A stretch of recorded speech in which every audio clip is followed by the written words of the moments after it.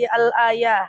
Wa kama qala nabiyuna Muhammad ibn Abdullah, man salaka tariqan yaltamisu fihi ilman sahalallahu bihi tariqan ilal jannah. Al-hadis sadaqallahul azim. Ibu-ibu yang saya sayangi karena Allah, alhamdulillah. Sebelum kita mulai kajian kita berdoa kepada Allah, semoga siapapun kita yang hadir dalam majelis ini, insya Allah Allah sehatkan badan kita, Allah kuatkan jasad kita, Allah tambah ruh keimanan kita, Allah luaskan rezeki kita, Allah angkat segala masalah kita, Allah jauhkan kita dari orang-orang zalim, Allah matikan kita dalam keadaan husnul khatimah. Amin. Allahumma amin. Ibu-ibu semua sehat? Alhamdulillah. Sudah lama rasanya kita nggak ketemu ya Bu. Suara saya kedengeran ke belakang, maaf Ibu, kedengeran? Oh, mantap ya, menantang hujan kita ya. Baik ibu-ibu yang saya sayangi karena Allah, menjelang asar yang berbahagia ini insya Allah kita akan membahas tentang satu tema. Yang satu tema ini saya akan coba kupas tuntas detail sampai ke jeroan-jeroannya. Supaya apa? Supaya kita mengerti tentang konsep ini. Jadi setelah kita paham konsepnya, maka kita bisa menentukan tentang apa yang harus kita lakukan setelah ini. Oke, kita mulai ibu-ibu ya. Saya hari ini akan membahas tentang konsep takdir. Ketika kita ngerti konsep takdir serta jorawannya, maka insya Allah kita akan bisa ngerti apa yang kita lakukan ketika ada sesuatu yang terjadi pada diri kita. Kita mulai Bu. Coba ibu jawab dulu kalau memang kita mau mulai. Apa rukun iman yang ke-6? Ulangi. Rukun iman yang ke-6.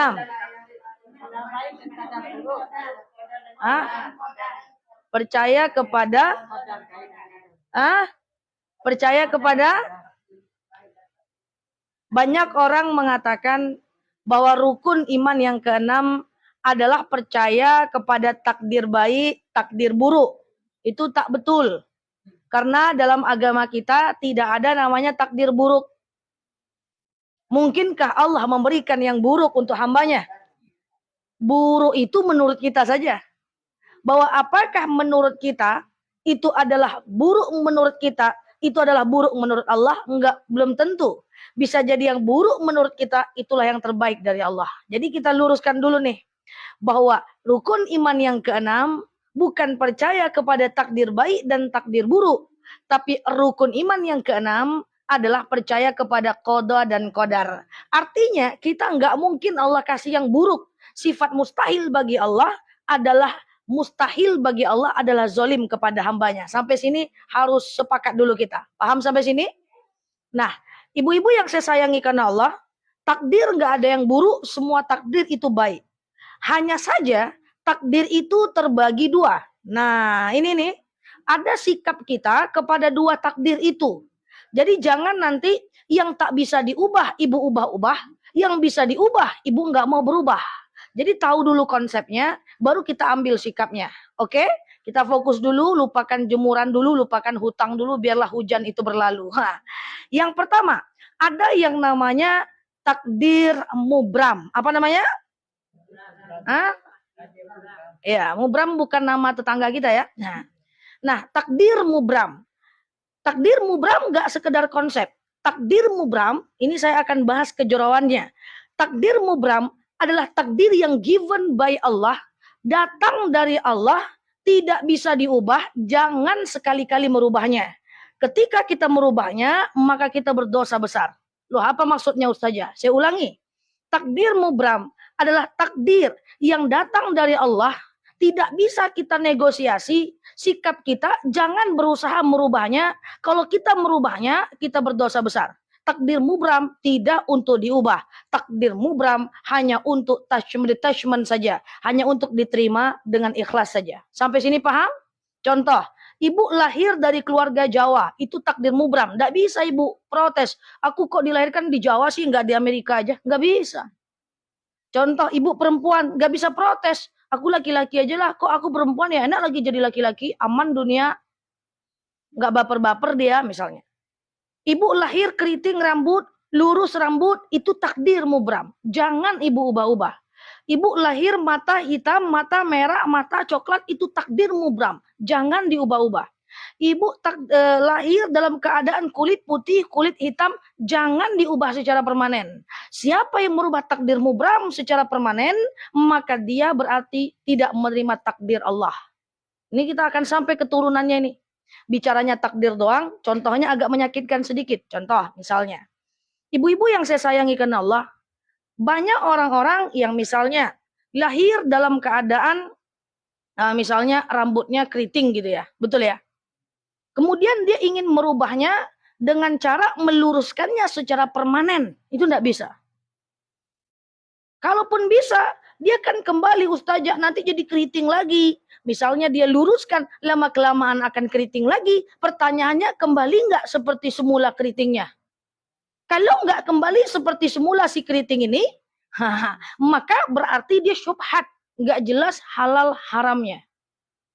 Jadi takdir yang mubram terima aja, jangan terbalik-balik. Yang mubram nggak terima, yang mu'alak terima. Ini kita belajar nih. Takdir mubram jangan diubah-ubah.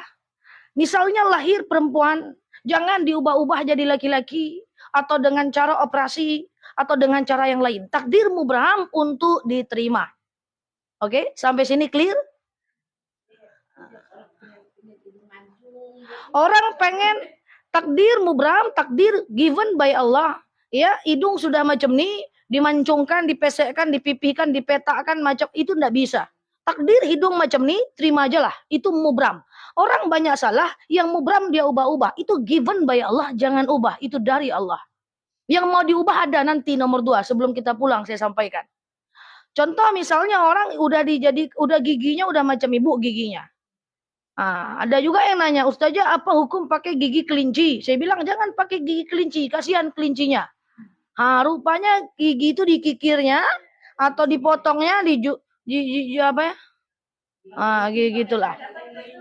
Gitulah. Ya. Kalau pakai kawat gigi, kalau ada mudarat tanpa kawat dan dokter bilang ini kamu kalau nggak pakai kawat gigi nih bu, nanti gigi kamu kampanye demo dia di dalam nih, nanti menyakitkan. Kalau kampanye demo dia di dalam menyakitkan, pakailah. Tapi kalau cuma untuk gaya-gaya, jangan. Dia mubram. Oke? Nggak bisa. Ada mudarat nggak kalau gigi ke depan? Nggak ada mudarat berarti aman. Makanya kenapa gigi palsu boleh? Padahal sama-sama merubah. Karena kalau tak pakai gigi, bagaimana ibu makan? Ada mudaratnya. Gitu. Si mubram jangan diubah-ubah. Tunggu dulu. Jangan salah paham. Kurus, gemuk, gumuk, kurus itu takdir. Bisa diubah enggak? Enggak. Ini kan dari tadi saya gini aja nya. Bumper.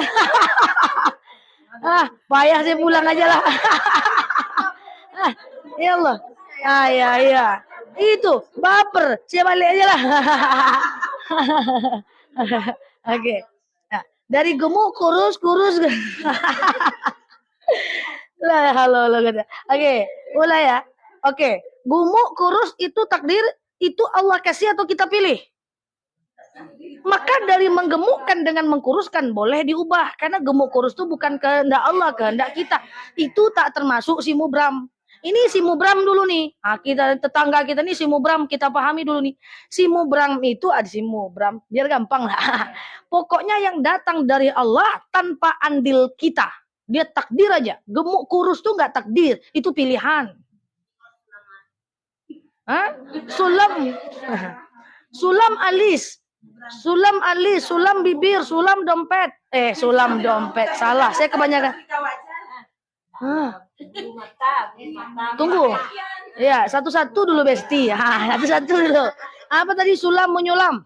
Sulam menyulam. Sekarang saya tanya, dengan dengan menyulam itu berubah nggak dia waktu lama? Berubah. Waktu lama kan saya sudah pernah sampaikan, tapi entah tahun-tahun kapan. Ibu-ibu, kalau berubahnya itu tidak permanen, itu boleh. Pakai bedak, kenapa boleh? Hilang lagi. Pakai lipstik, kenapa boleh? Hilang lagi. Pakai celak, kenapa boleh? Hilang lagi. Pakai merah-merah di sini, apa namanya? Lupa saya. Blush on. Ya, pengen kayak Aisyah, tapi jauh kali. Tapi jadilah ya kan, pengen kayak istri Rasulullah. Ya kan?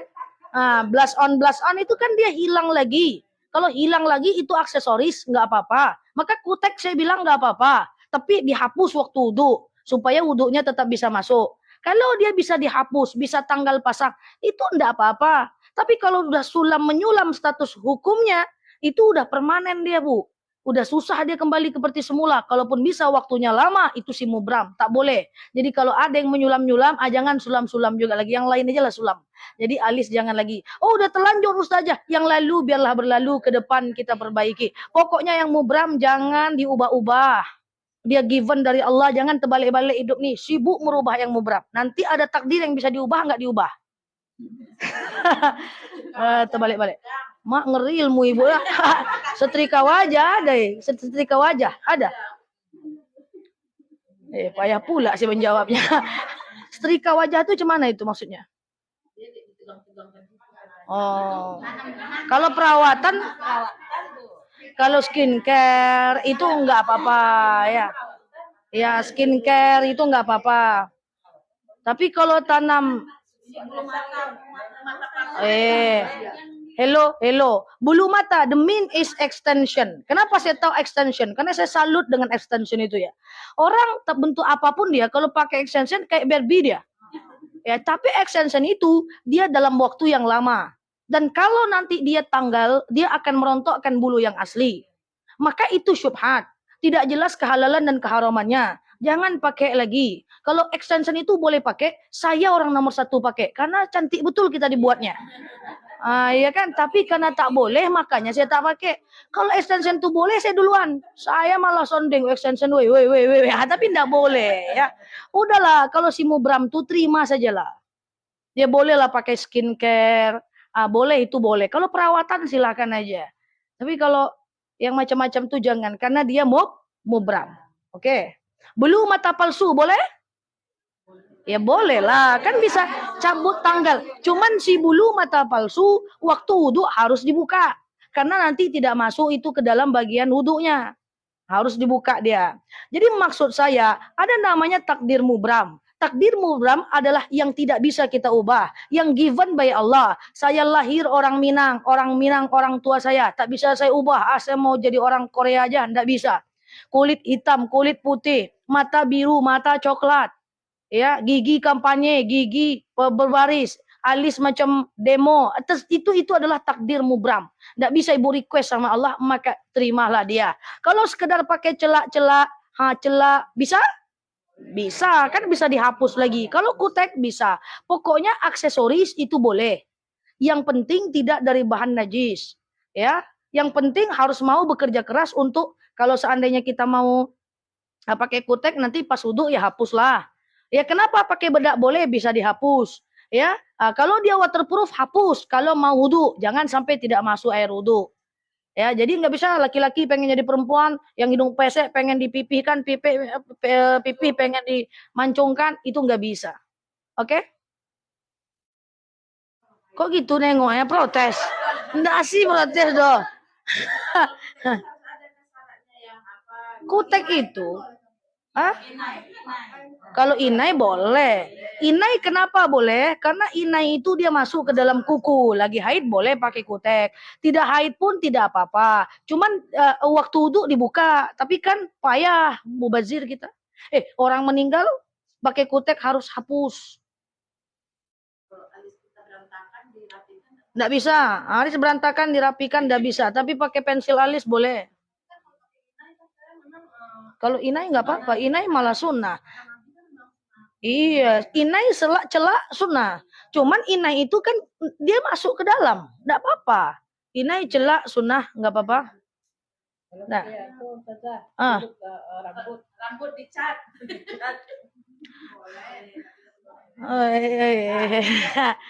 Rambut dicat yang boleh adalah henna. Henna itu masuk ke dalam rambut, hanya boleh warna merah saja. Kalau warna hitam haram. Kalau apalagi warna hitam yang dia berada di luar rambut. Jadi ibu paham maksud saya kan? Kenapa inai itu boleh? Ini kuku.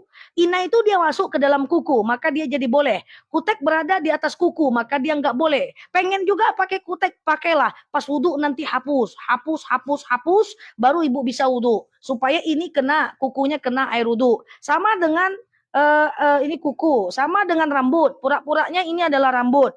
Ya, ibu pakai cat rambut. Nah, ini adalah rambut, batang rambut. Ibu pakai henna. Kalau henna tuh dia masuk ke dalam batang, enggak apa-apa. Henna warna merah. Ya, warna hitam tak boleh, haram. Ibu pakai bigen. Bigen ibu warna merah, kuning, hijau di langit dan biru. Ya, tapi bigen ibu tuh berada di luar rambut, misalnya, tak boleh. Di luar rambut tak bisa. Dah. Kalau henna tuh dia meresap ke dalam rambut, masuk dia. Dia tidak menutupi lapisan rambut. Nah, beda dengan, jadi Ustazah saya udah terlanjur bigen. Yang lalu biarlah berlalu. Jangan sampai selesai pengajian dibotak pula ya.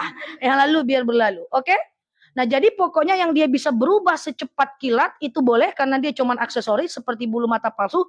Tapi kalau berubahnya lama permanen nggak boleh. Tapi ada yang nggak permanen tapi lama dan berubahnya nggak sempurna. Kayak rebonding kan nggak sempurna lagi. Main keriting rambut kan nggak sempurna lagi. Extension, mana ada extension itu sempurna setelah dia kembali. Yang ada rotok bulu mata original kita misalnya. Kan nggak jelas, maka itu syubhat. Syubhat adalah nggak jelas halal haramnya, lebih baik ditinggalkan. Oh, saya nggak mau Ustazah. Ya, kayak mana lagi? Yang penting saya sudah sampaikan, si mubram jangan diubah-ubah. Itu namanya takdir mubram. Bulu mata pendek, bulu mata panjang, kulit hitam, kulit putih. Kita misalnya laki-laki, kita perempuan, itu takdir mubram. Jangan diubah.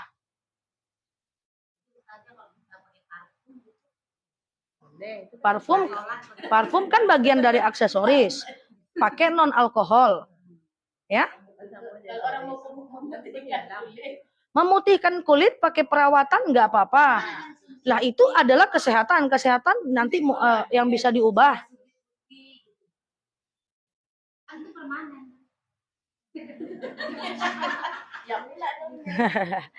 Perawatan. Minum. Kolagen minum. Perawatan. Bisa, nggak apa-apa. Nah. Ngeri permainan ibu-ibu nih ya. Setrika wajah lah. Kolagen itu perawatan enggak apa-apa. Skin siang, skin malam, serum, semuanya enggak apa-apa. Kalau dia perawatan enggak apa-apa, itu sama dengan vitamin. Boleh, oke? Okay? Clear? Nah, jangan sibuk-sibuk merubah yang sudah mubram. Ada yang protes? Dia takdir, ya. Selama dia tidak permanen boleh. Apa contohnya lagi? Ada hand body yang kalau kita pakai kita putih, tapi cuma beberapa jam nanti. Nah, itu boleh, nggak apa-apa. Jadilah pencitraan 2 jam. Putih guys, keranjang kuning.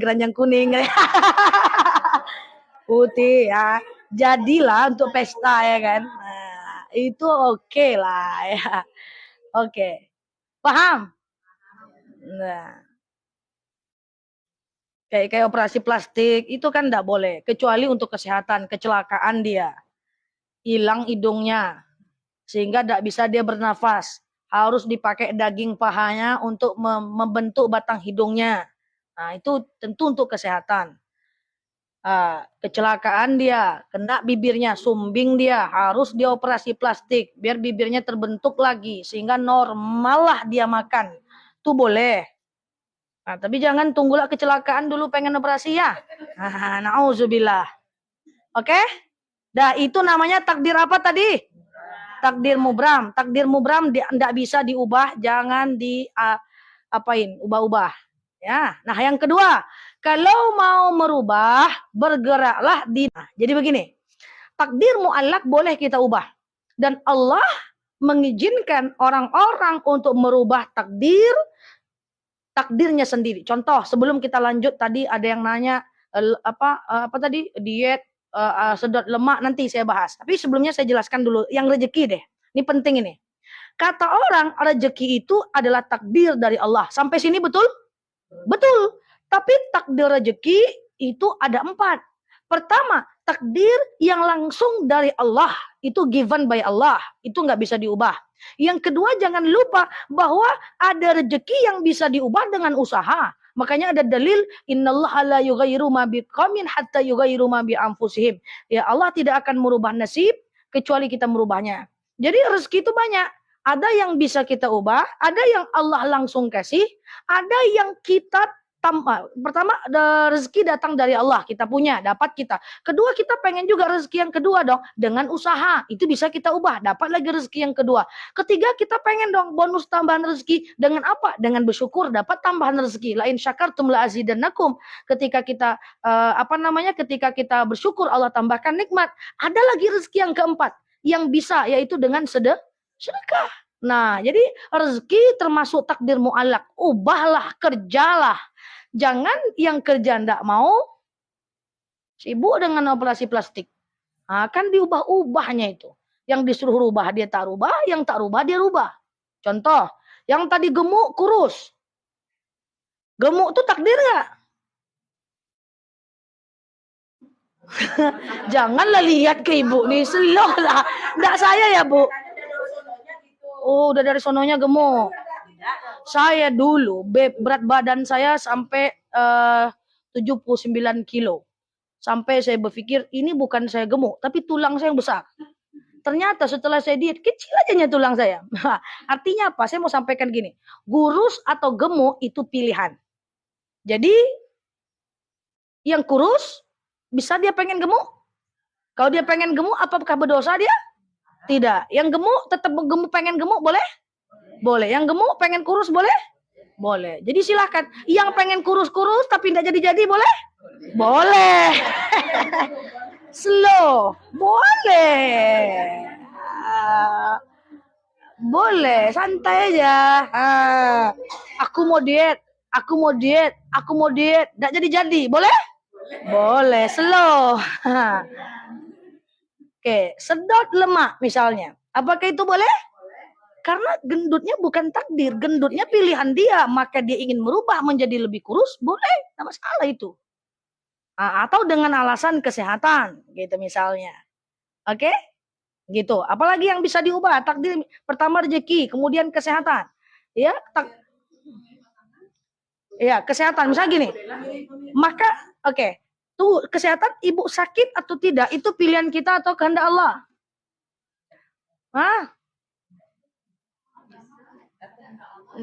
Allah memverifikasi. Kalau kita udah jaga kesehatan, kecil kemungkinan sakit. Sakit juga itu ujian. Itu verifikasi dari Allah. Kita jaga kesehatan, orang yang jaga kesehatan kemungkinan sakitnya lebih kecil dibanding orang yang nggak jaga kesehatan. Kan gitu maksudnya. Makanya bahkan ada ulama madhab yang mengatakan bahwa kita tidak boleh memakan makanan yang mengganggu kesehatan kita secara pribadi. Karena itu adalah pilihan kita. Dosa nggak kita? Dosa. Jadi makan yang mengganggu kesehatan kita itu dosa. Karena itu pilihan kita. Oke?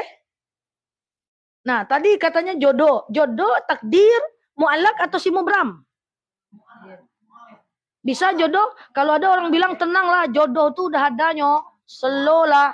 Dalam rumah ya jodoh nanti turun ya. Jodoh itu adalah mu'allak.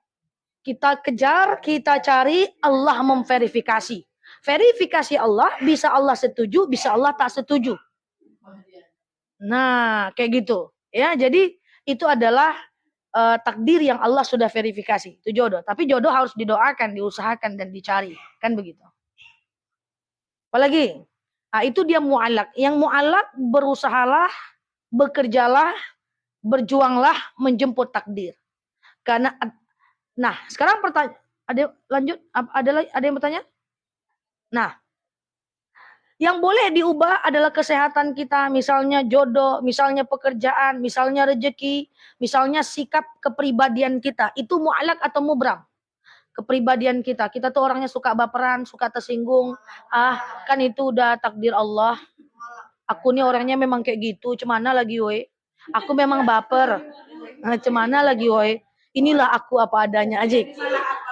Terimalah aku apa adanya. hancur pun terima aja.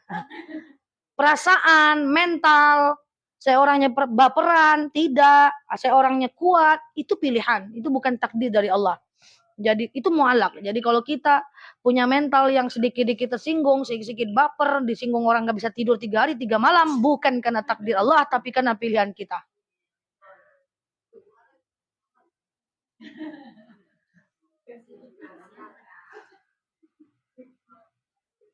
Kayak mana lagi aku nih orangnya perasa. Perasa aku nih orangnya. Sedih aku gak bisa digitukan, Do. Oh iya. Nah, itu adalah pilihan kita. Nah, makanya kalau ada instruksi, jangan baper ya. Oh, jangan baper ya. Jangan baper ya. Bisa nggak kita jadi nggak baper? Bisa. Mental kita mampu untuk tidak menghiraukan banyak kata orang terhadap. Kalau kita benar kita ubah. Kalau kita salah kita ubah. Kalau kita benar apa kata orang kita abaikan. Itu latihan. Itu pilihan. Kita mau milih jadi seperti apa. Jangan yang itu nggak diubah. Yang diubah-ubah alis lah disulam-sulam kan.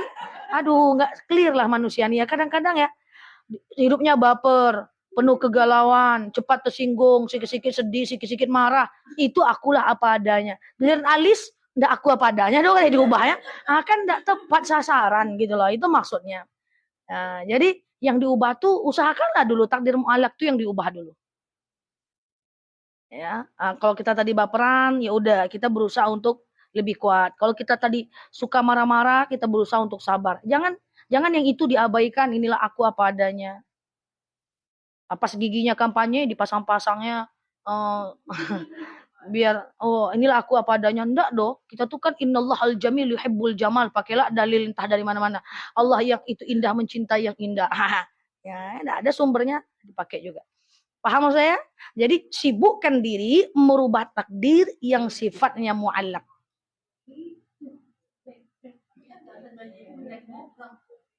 Enggak bisa menjadi mubrab. Harus diubah menjadi takdir yang baik. Enggak bisa. Nah, misalnya nih, kita ibadah males. Kita ibadah males, itu adalah pilihan kita. Akhlak kita belum betul. Kita masih suka marah-marah, masih suka baper, masih suka ngomongin orang, masih suka merasakan nikmat dan indah betapa syahdunya bergosip, misalnya gitu kan. Nah, itu adalah pilihan kita. Diubah tuh, mulai dari ibadah, kemudian dari akhlak. Itu adalah semua mu'allaq yang kita pilih. Ya, kekuatan iman kita, kekuatan ibadah kita, kemampuan kita membaca Quran, kemampuan kita untuk belajar, mau nggak kita belajar dengan guru-guru kita, itu adalah takdir yang sifatnya mu'alaq. Fokuslah di situ, ubahlah yang itu, jangan yang lain-lain diubah. Nah, jadi kalau kita mau bahas sebagai closing statement dari saya, bahwa percayalah bahwa semua takdir mu'alaq bisa diubah. Ada dalil ad-du'a tughirut takdir. Bahwa berdoa itu merubah takdir. Cara merubahnya dengan doa. Maka saya sering bilang kepada jemaah, ubahlah semua takdir mu'allaq itu dengan doa. Makanya doa itu biasanya saya selalu bagi menjadi 4. Pertama, doakan ibadah kita. Supaya ibadah kita ini selalu konsisten. Kita tuh tahajud payah. Susah loh tahajud tuh, Bu. Kadang-kadang mata tuh enggak kompak. Jam wekir cuma bisa meribut aja. Ya kan? Jadi doalah sama Allah, ya Allah, kayak mana lagi, woi aku tuh susah bangun malam, memang gitu aku enggak bisa. Itu pilihan kita. Ya, kita mau bangun atau enggak. Diubahlah tuh. Ya, kita ibadah kita perbaiki. Yang tadi yang enggak pandai baca Quran, belajar sampai pandai. Yang udah pandai baca Quran tiap hari. Yang masih malas sholat duha, paksakan. Saya udah bilang sama jemaah, kita enggak perlu semangat dalam ibadah. Enggak usah semangat-semangat ibadah. Kerjakan aja lah walaupun enggak semangat. Ustazah, gimana cara biar semangat sholat duha? Nggak usah semangat, kerjakan aja lah. Apalah. Nggak usah semangat. Al-iman yazid wa yankus. Iman itu kadang naik, kadang turun. Waktu dia naik, kerjakan. Waktu dia turun, paksakan. Sesimpel itu aja. Dan nggak usah juga terlalu bersemangat. Biasa-biasa aja lah. Yang penting kerjakan. Gimana caranya biar saya semangat sholat tahajud? Nggak usah semangat, kerjakan aja lah. Walaupun dah semangat. Karena bahaya kalau ibu mengerjakan sesuatu cuma karena semangat. Pas ibu nggak semangat, ibu kok nggak sholat, nggak semangat saja. Gitu jadinya. Semangat tuh nggak perlu. Dalam hal dunia dan akhirat tak perlu semangat. Saya tidak pernah merasakan bersemangat kok dalam hidup saya. Banyak orang bilang, Ustazah Nela semangat. Nggak ada. Nggak ada saya semangat-semangat. Saya cuma melakukan yang saya menjadi tanggung jawab saya. Semangat atau tidak, saya tetap kerjakan. Mana ada saya semangat terus. Gayanya. Malas juga kok saya. Oh iya gitu ya. Malas lah. Masa? Kalau dilihat semangat gitu ya. Malas juga dong. Ada dong, saya malas juga dong. Cuman malas pun tetap saya kerjakan. Kan gitu. Ustazah saya malas sholat tahajud, enggak apa-apa malas. Kok enggak apa-apa? Yang penting kerjakan. Tapi malas enggak apa-apa. Orang istiqomah bukan berarti enggak malas. Si istiqomah, gitulah. Istiqomah itu adalah orang yang mengerjakan, tetap mengerjakan walaupun malas. Istiqomah itu bukan berarti orang yang selalu bersemangat. Tapi orang yang istiqomah adalah orang yang ketika tidak mengerjakan dia risau. Karena dia nggak pengen risau, dia malas, dia tetap kerjakan. Kenapa? Biar dia nggak risau. Paham? Jadi jangan berharap hidup ini tidak ada malas. Malas itu adalah nafsu jahat, nafsu jelek. Semua kita punya. Kalau ada orang tak malas berarti dia malaikat, bukan manusia. Jadi itu saya maksud. Istiqomah bukan berarti orang itu rajin terus. Saya istiqomah sekali dakwah. Sudah hampir 20 tahun. Saya berani sampaikan, saya tak pernah menolak dakwah cuman karena malas. Sekalipun gak pernah. Gak usah 1 hari, 1 kali saja panggilan dakwah saya tolak karena malas. Gak pernah. Saya bisa pastikan itu. Panggilan dakwah saya tolak karena saya capek. Gak pernah. Panggilan dakwah saya tolak karena saya pengen leyeh-leyeh. Gak pernah. Tapi apakah ketika saya menerima semua dakwah, saya bersemangat terus? Enggak juga. Apalagi kesini. Enggak ya. Bercanda saya. Jadi bercanda. Jadi tetap saya kerjakan walaupun malas. Misalnya udah terus gitu, nggak ada berhenti-berhentinya, tapi tetap kerjakan. Hari ini versi semangat aja. Senang lah, iya kan. Iya, silakan. Sholat sunat zuhur. Iya. Betul. Oke. Itu istiqomah. Malas enggak apa-apa. Terus aja malas, enggak apa-apa kok. Tapi tetap dikerjakan. Iya. Oh iya, 4 rakaat. Ya Allah, banyaknya lagi. Tapi tetap dikerjakan. Coba ibu nggak kerjakan, ibu risau. Makanya jangan, tetap kerjakan. Ya itu tadi. Jadi jangan berharap istiqomah itu adalah orang yang selalu rajin. Nggak ada, Bu. Ini saya buka nih rahasia si para istiqomah itu. Nggak ada. Aneh itu salah satu. Istiqomah sholat rawatib. Malas juga. Diakui kan? Malas. Kalau nggak dikerjakan risau. So, jangan bersemangat kali. Biasa-biasa aja lah. Yang penting kerjakan. Semangat tuh justru menghancurkan kita. Kalau bekerja, melakukan sesuatu karena semangat, berbahaya. Boleh protes, boleh tidak. Tapi hakul yakin, coba lihat fakta. Mahasiswa saya, skripsi, cepat selesai. Kenapa kamu semangat betul? Kenapa kamu cepat kali 4 bab, 5 bab? Saya sedang semangat, Bu. Oh, merah bukanya. Saya semangat, Bu. Dah. Saya koreksi, coret-coret dikit. 3 bulan tidak datang lagi. Kenapa kamu nggak datang-datang? Lagi nggak semangat saya, Bu. Bisa atau nggak tamat-tamat? Karena si semangat. Maka semangat atau tidak, tetap kerjakan. Ustazah, saya malas baca Quran, enggak apa-apa. Baca aja. Gitu. Oke. Nah, melakukan tetap membaca saat enggak semangat, tetap sholat saat malas, tetap dakwah saat capek, tetap silaturahmi saat diundang padahal males, itu adalah bagian dari takdir mu'allaq yang kita kontrol, kita yang memilihnya, bukan takdir Allah. Kayak mana lagi? Kayak dia mu'allaq, dia ikhtiari, dia pilihan kita.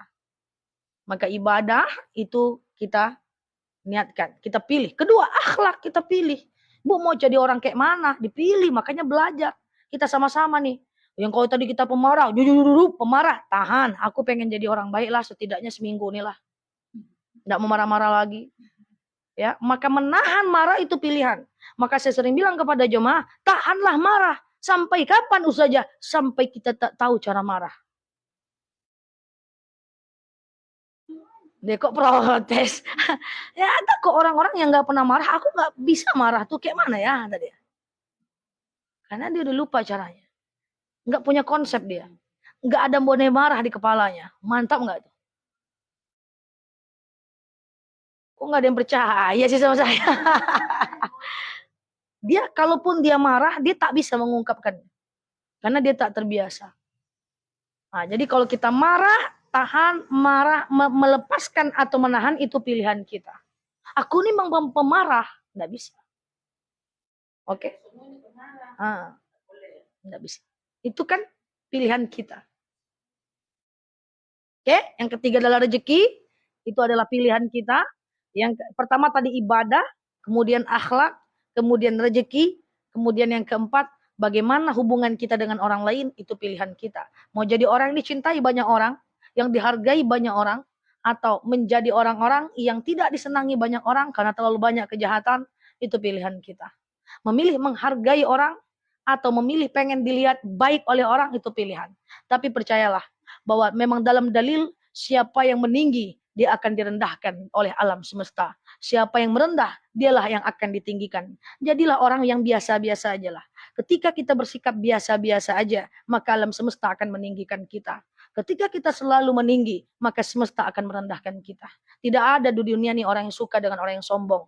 Di dunia ini suka dengan orang-orang yang baik, orang yang bisa menghargai orang, orang yang bisa tersenyum dengan banyak orang yang tidak menghakimi orang lain. Saya bingung ya, banyak di tempat-tempat kita orang-orang yang selalu berkomentar tentang hidup orang lain. Padahal di dalam hidup orang lain gak ada kolom komentar. Emang Facebook, ya kan? Jadi, iya kan? Jadi itu maksud saya ya. Jadi banyak orang yang berharap ingin dihargai, lalu kemudian dia meninggi. Waduh, susah. Dia akan semakin tidak dihargai. Jadi biasa-biasa aja lah. Makanya saya baca sebuah kitab dalam bahasa Arab, bahasa Indonesianya, menjadi biasa untuk semesta meninggikan kita. Biasa-biasa aja lah. Ya, setiap orang tuh pengen dihargai dan tidak ada orang suka dengan orang sombong. Makanya kalau ada ustadz ceramah yang bilang al-mutakabbir at-takabbur lil mutakabbir sedekah, kan gitu kan ya? Bahwa sombong di hadapan orang sombong adalah sedekah. Saya pengen bilang sama ibu, pilih sedekah yang lain aja lah bu. Saya tidak rekomendasi jemaah saya untuk sombong di hadapan orang sombong. Karena kenapa? Misalnya ibu sombong. Memang betul Imam Syafi'i pernah berkata dan mengeluarkan fatwa. Sombong di hadapan orang sombong adalah sedekah kalau dilakukan 2 kali. Tujuannya apa? Supaya lawan itu tidak sombong. Kita matikan dia biar dia tidak sombong. Kan gitu. Misalnya ibu sombong nih. Lalu kemudian saya bilang, saya menyombongkan diri lagi. Supaya ibu tidak sombong. Kalau mampu kita kayak gitu, sombonglah. Tapi kalau kira-kira kita orang sombong, kita kemudian menjadi lebih sombong untuk menampakkan diri kita, kita takut kepleset. Sama aja kita sama dia. Jadi silakan sombong di hadapan orang sombong kalau punya mental dakwah. Mental merubah dia. Yang bahayanya itu dia sombong, kita sombong lagi, dia sombong, kita sombong lagi. Bergeser aja niat kita sesikit. Untuk menampakkan siapa kita, dah. Kacau balau. Jadi sombong yang lain aja lah. Sedekah yang lain aja lah. Nggak perlu nampakkan siapa kita. Nggak perlu.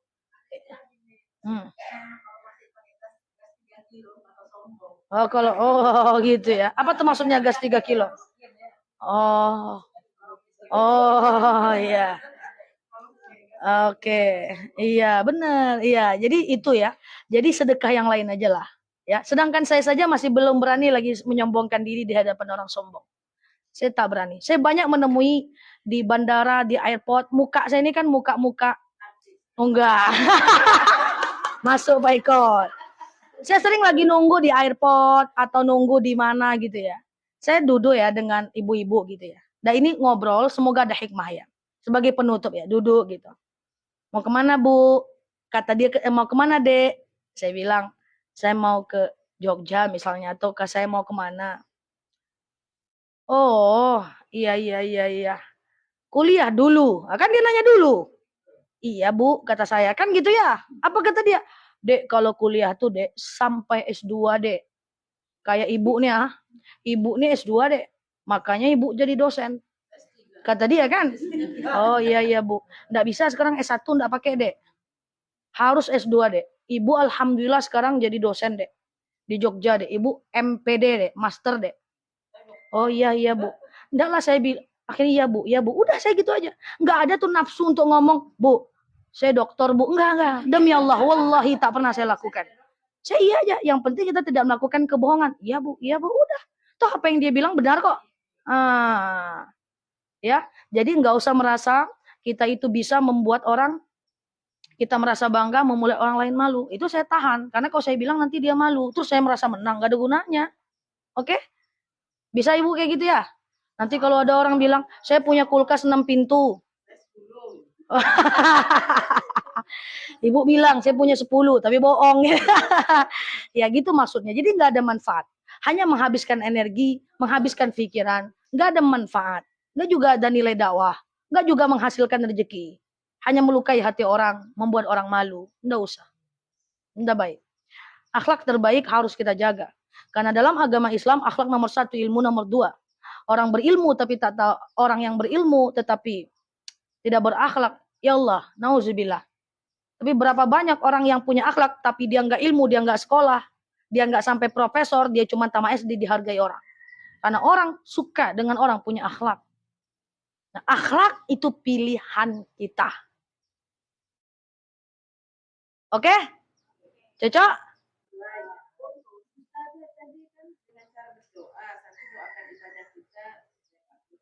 Hmm. Doa itu kan terbagi tuh. Ah, doa, ibadah apa tadi?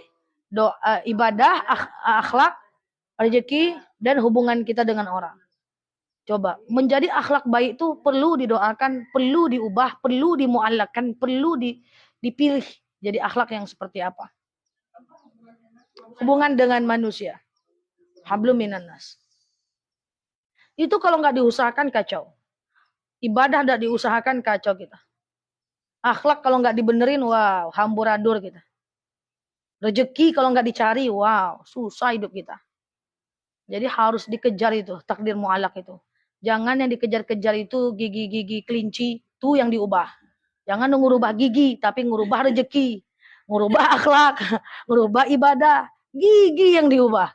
Nah, yang lalu biarlah berlalu. Kalau jantungnya tak aman, amankanlah. Iya silakan. Ah. Ah. Ah. Iya. Iya. Ya nggak apa-apa pilihan. Iya.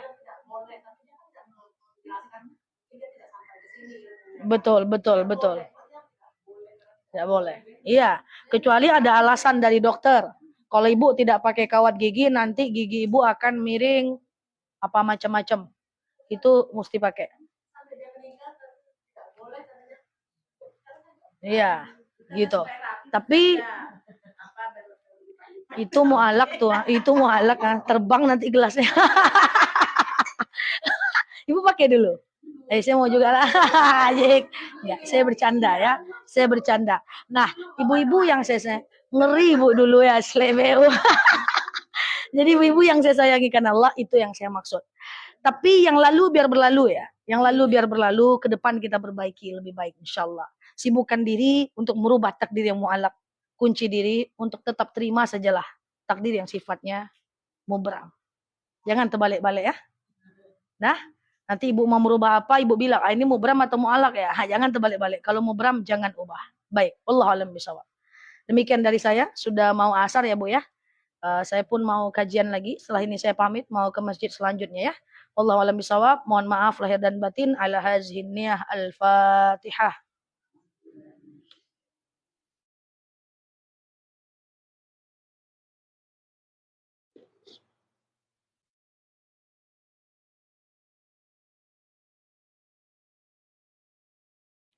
Amin ya Allah, amin ya Rahman, amin amin ya mujibas sa'ilin. Allahumma salli ala Muhammad wa ala ali Muhammad.